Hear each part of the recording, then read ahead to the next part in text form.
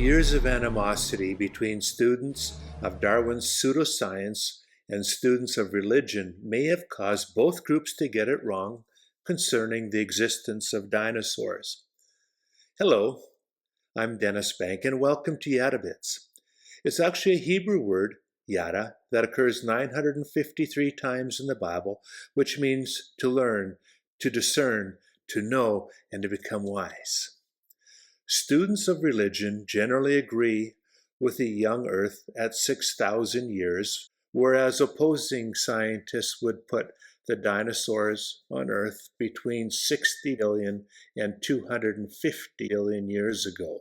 Obviously, this is far too wide a gap to reconcile, so each group totally discounted the other as being absurd. You may want to check out a new video we have just produced on the generations of the Earth. Now, rather than get into the endless arguments put forward by each group, I suggest we start over. So in this edition of Yadabits, we will report on what the Bible says about dinosaurs. Now, in the Bible, we find a reference to three particularly unusual animals: the Tannin, the Behemoth, and the Leviathan, which are Hebrew names for some creatures that are obviously now extinct. The Hebrew word Tannin occurs 28 times in the Bible and is translated as serpent, dragon, dinosaur, the great creature, or the sea river monster. Tannin is a general term describing the classification of a group of animals that we call dinosaurs. The Bible, through the pen of Job and the psalmist Asaph and Isaiah, spoke of dinosaurs up to 38 centuries ago. Job appears to give an eyewitness account of two of them, suggesting that man and dinosaurs coexisted. So the Bible talks about dinosaurs 38 centuries ago, but do you know when scientists started to talk about them? According to the Scientific American publication, which claims to have published articles by more than 200 Nobel Prize winners over their incredible 177-year history, the trailblazing British scientist Richard Owen discovered the dinosaur to great acclaim in 1842. Embarrassing how late they came to the discovery party and the nerve to then take the credit for it. Let's look at Job's report on the behemoth. In Job 40, "Behold now Behemoth, which I made with thee. He eateth grass as an ox. His strength is in his loins, and his force is in the navel of his belly. He moveth his tail like a cedar. The sinews of his stones are wrapped together. His bones are as strong pieces of brass. His bones are like bars of iron. He is the chief of the ways of God. He that made him can make his sword to approach unto him. Surely the mountains bring him forth food, where all the beasts of the field play. He lieth under the shady trees, in a covert of the reed and the fens. The shady trees cover him with their shadow. The willows of the brook compass him about. Behold, he drinketh up a river, and hasteth not. He trusteth that he can draw up Jordan into his mouth. He taketh it with his eyes. His nose pierceth through snares." The ancient behemoth most closely resembles the Apatosaurus dinosaur, which may be one of the largest land animals that ever existed, standing about 15 feet tall at the hips, 75 feet in length, including the 30-foot-long tree trunk-sized tail, and crushing his scales at over 30 tons.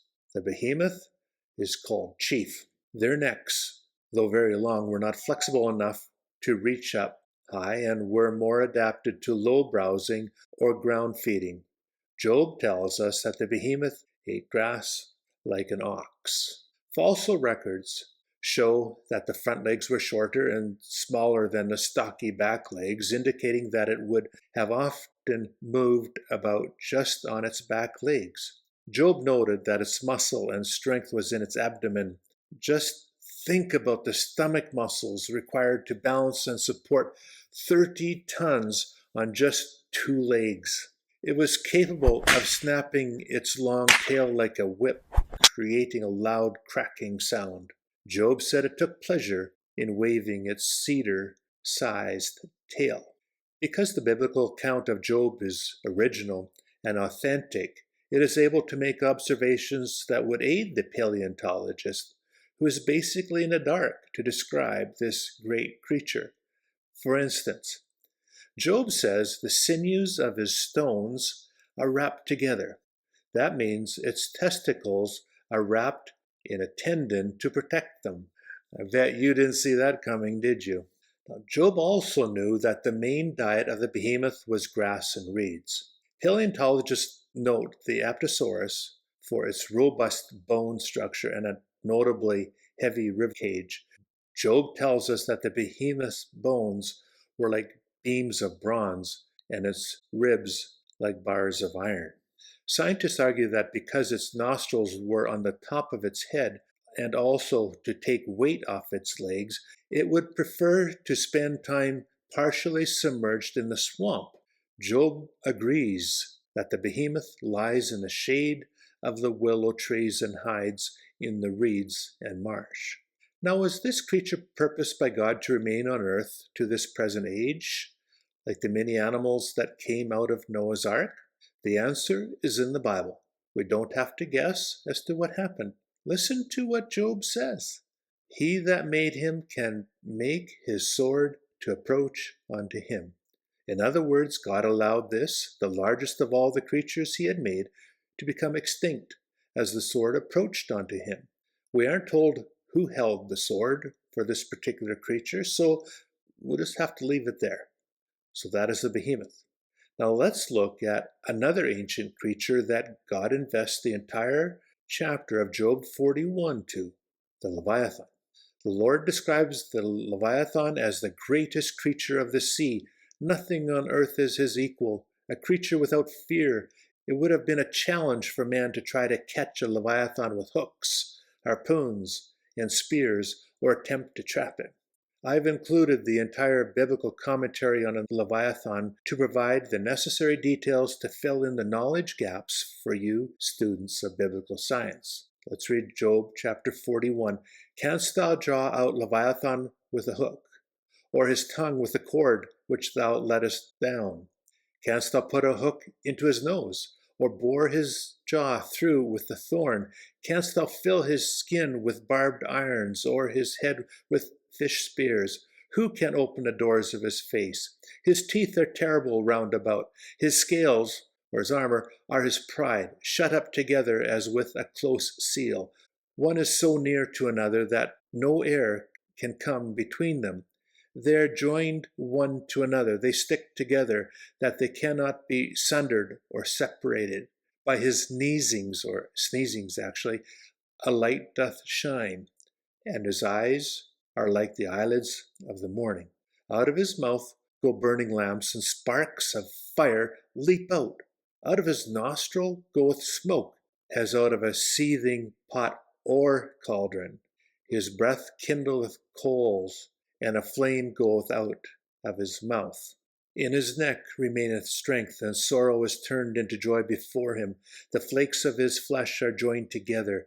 They are firm in themselves, they cannot be moved. His heart is as firm as a stone, yes, as hard as a piece of the nether millstone. The sword of him that layeth at him cannot hold the spear, the dart, nor the habergeon. He esteemeth iron as straw, and brass as rotten wood. The arrow cannot make him flee. Sling stones are turned with him into stubble. Darts are counted as stubble.